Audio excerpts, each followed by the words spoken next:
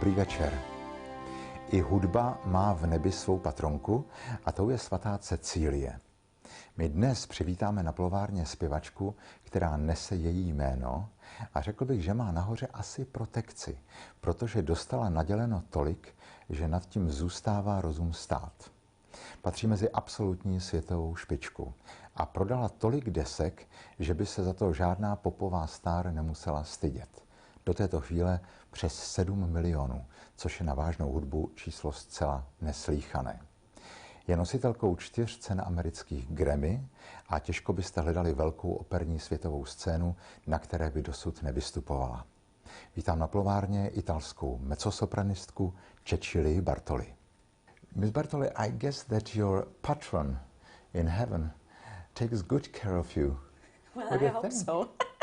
I hope so. I'm singing since 20 years now, so yeah, 20 years, yeah. It's nice to have this name. It's nice to have, yeah. Patron of music. Yes, Yeah. yes. But Cecilia. actually it's a very Italian Roman name, Is it? Cecilia. Yeah. You can find lots of Cecilias in Rome, more than in other places in Italy, yes. When I saw you singing, I had the impression I couldn't imagine seeing you doing anything else but music. Could you imagine that you could do something different than singing, than music? Different is difficult because I'm coming from a musical family, so my parents are both singers, and I grew up with the music. I grew up in an opera house, so yes, with Traviata, Bohème, with all the, Verismo and operas. It's a nice place for a young kid to grow up. Yes, it was an interesting place because actually. This was the time my parents, they were singing in the choir, so they had a career, professional career, I mean, as a soloist at the beginning, but then later they decided to go in a chorus, so, and then it was the time, actually, that when they were singing, I was free to just jump in from one side to the other of the stage, so, beyond stage, of course, with the other children, so I really enjoyed, being in the music and being, I mean, not necessarily a singer, but just listen to the music and make music, yeah. So, at what age did you first enter the stage?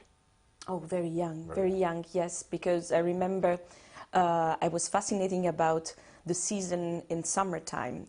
In Rome, they had a season, I think they're still doing this in the Terme di Caracalla, so Roman bath, actually, and where the 3 tenors, they have done the concert, so the first concert, and then this was a spectacular place. I mean, to be there in the summer for months. So, and I remember my first opera was Aida. Yes, and Aida, the stage was huge, and they had any kind of animals on stage, And this was fascinating. Yes, dancer and costumes. This was something unforgettable. Yeah. Is your mother still your singing teacher? She's my teacher. I mean, I was studying with her, yes. And she's coming sometimes now, it's not so often like at the beginning of my career, but definitely I learned the technique with her. Yeah. I have seen a lesson that she gives to you, and that's not easy to open the throat the way she wants you to. No, I mean, what is very important in order to, especially at the beginning, I think, if you really want to sing for a long time, and because you need to build a technique. I mean, like any profession, a singer, lawyer, tennis player. That's right. Yes, and I think this is what we have to do, and it's so important to have the right teacher at the right time. And I was lucky, yes, with having my parents, teaching me. I went to the school, of course, the conservatory, but we didn't have enough lessons there, so. Is there a special kind of training for coloratura singing? It's like an instrument, I think, yes. It's really like an instrument. You have to play, sing. I mean, first of all, you need to control the breath. This is the major point, how to control your breath. And this, you need to learn this as a first step, how to breathe, how to control that, how to sustain a phrase. And the more you're capable to sustain a phrase, the more you can do with your instrument. Yeah. Well, but there needs to be the personality behind the instrument. There's a lot of people who know the technique, but you don't feel the spirit beside it. Yes, yes, of course, because music is not only about technique, it's about emotion. So, and you need to combine that. You need to combine the emotion. But you can only put emotion when you're free with your technique. You are free to fly and to sing like a bird. Yes. When I watched you singing Vivaldi's arias, so I had really this impression, these extraordinary difficult parts. You look like a small dog running between the poles, and they cannot wait to get to the next, even more difficult level. Well, you seem to have so much fun. No, I mean, in the music of Vivaldi, you know, Vivaldi was such an amazing composer, was really able to put so many emotion in the music, and about nature, actually. I think you can see and you can hear nature with the Vivaldi music.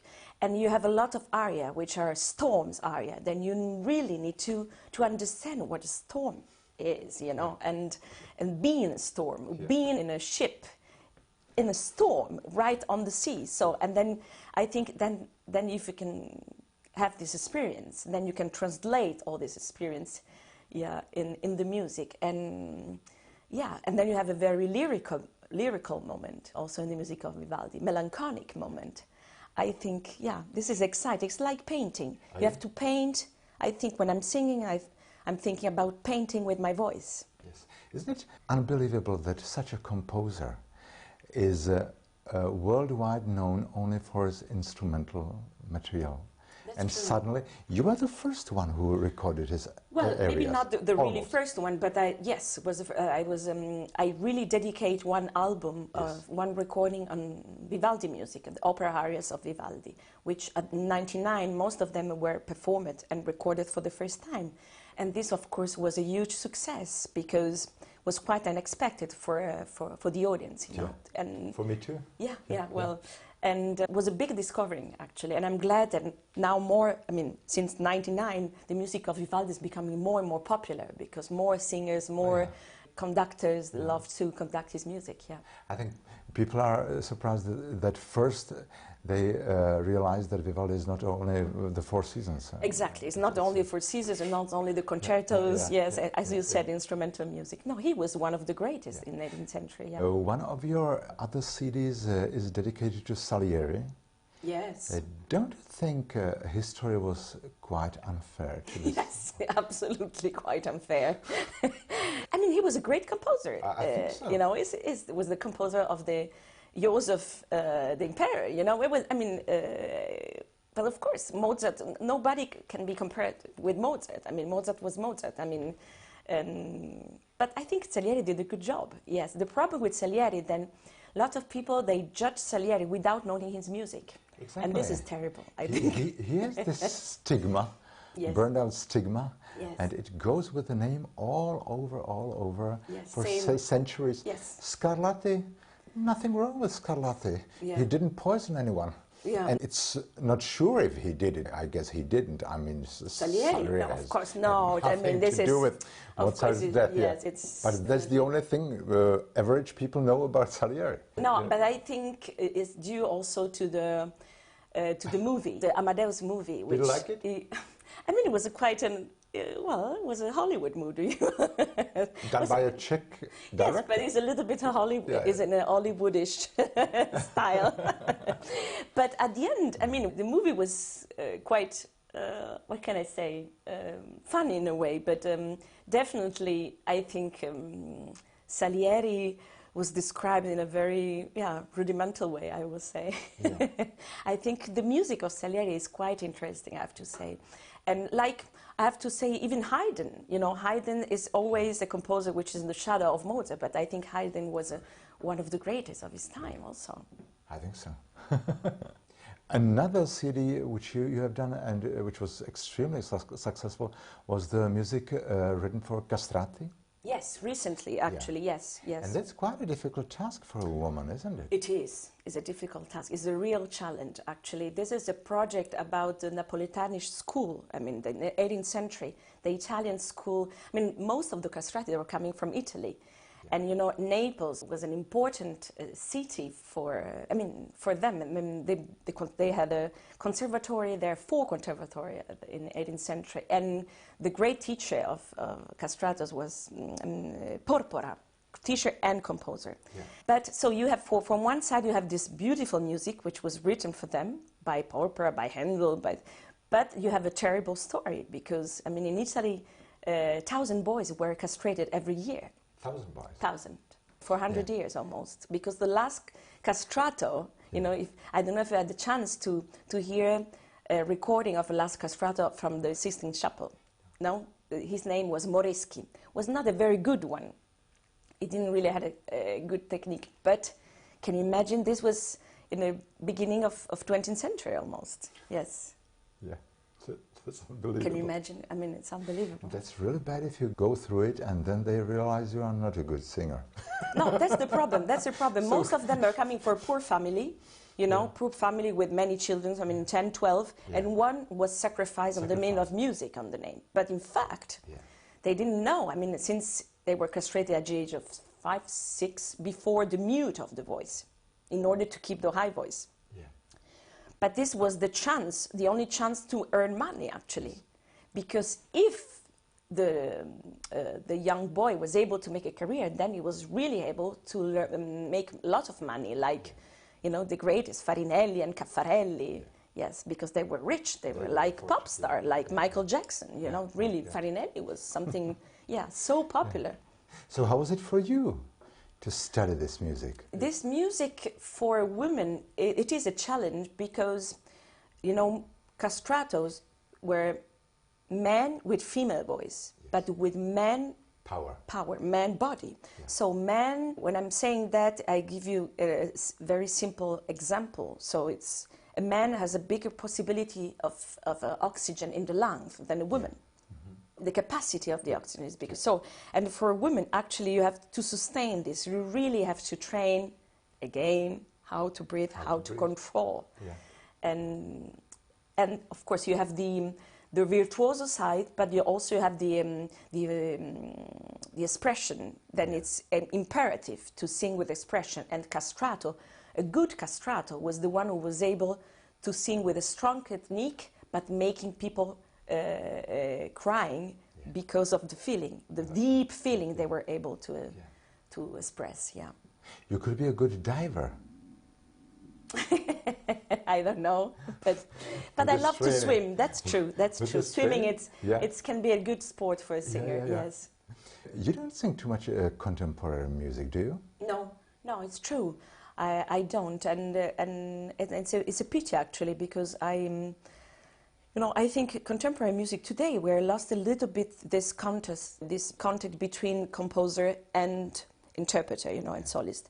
What actually all these composers that we mentioned, they had the possibility to work with singers. Mozart had this possibility, Salieri had this possibility, Vivaldi also with a girl in Venice. But today, I think it's a pity then, you know, there's pop star, they do have. They do? Yeah, they do. They compose the music themselves, but still, they have this relation between composer and singers. But now, not so much, not anymore, which is a pity. Is there someone you could say, this is a new Verdi or new Puccini? Is there some opera, some contemporary opera of today that you would say this goes in this line? This line is very difficult because, you know, I think at a certain point the composers, they decide to stop to compose tonal music. It's a big challenge. I mean, but in a way, so they stop and they start to compose atonal music, so in the modern classical music. But if you go, what is strange, if you go and listen, if you go and see a movie, you have tonal music. That's true. You know? So it's most of the big movies, I mean, they have tonal music. So it's a strange, I think, moment. If you sing Verdi or Puccini and then you sing Mozart, I think it needs two absolutely different approaches. Could you describe what is the difference for a singer if you sing Puccini or if you sing Mozart? Well, first, well, Mozart and Puccini. I mean, or Mozart and Verdi. It's a different century. Yeah. So it's a different way. It's a different approach on the feelings, on the style. On the style, so I think. What you shouldn't stylistically. You have to follow I think. Stylistically, first of all, you have to follow what the composer composed. I think this is the most important thing that many people forget. Yeah. So just to open the score and follow, you know. I was thinking about those things like vibrato or romantic singing. How much of it can you use with one author and with the other? If you could show it on a example, what kind of interpretation you shouldn't definitely use when you are singing Mozart, for instance, from the romantic from the authors. Romantic, well, this kind of, I mean, but you know, the romantic, I think is in a romantic time, but still I think also romantic. Today I have some reserve about the people, how people they really sing romantic music, how the people sing verismo music, but definitely portamento, for instance. Then they used to make a lot of portamento in the Puccini music. Yeah. Then you have to avoid this, I think, in the Mozart music, this kind of portamento. But sometimes depends. If it's a portamento, I will say because you have a problem with your technique. Because sometimes people, they don't realize portamento, it's a way of, you know, of touch the note, but without, you know, really having the technique to touch the note. Yeah. So, and to slightly you go there. But I think definitely is something you have to avoid in the Mozart music. Mozart needs a lot of purity and clear intonation and emotion. Same with the Bellini music, actually. I think you have this beautiful line in Bellini music, simple line, but Bellini is already bel canto, I will say, you know, it's already in this, so it's a 19th century composer, but I think you have to sing Bellini music with the same purity like Mozart. If I would ask you, is there a composer whose music is for a singer, for the opera singer, like climbing the Everest, some works which are really difficult for a singer? For a singer, you know, it's to generalize, it's very difficult. Which kind of singer, because every singer is different. But what can I say? I mean, in my experience, what I have done recently with this project, Sacrificium, is definitely probably the most difficult project and repertoire I have done in my life, because this music was not written for a woman, it was written for a man, you know. And I think, for my experience, I have to say that this was the most difficult, yes. I have seen a documentary about you, and there was a concert, I guess it was in Los Angeles, and after the concert, there was a queue of 500 people who waited with programs, and you signed all of them.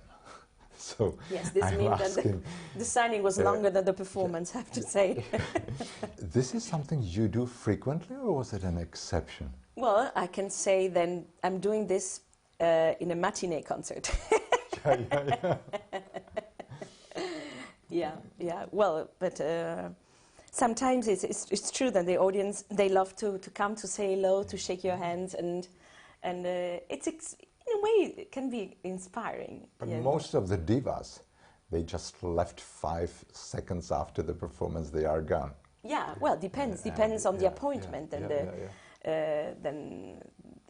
then you have the next day. But I'm not doing signing every time. So, but sometimes, yes, I love to do that. This is because they call you anti-diva. Do you know that? Well, I read it. Yeah. Well, what diva really means, actually. It's a positive or a negative expression? What do you think? Well, it depends. Yes.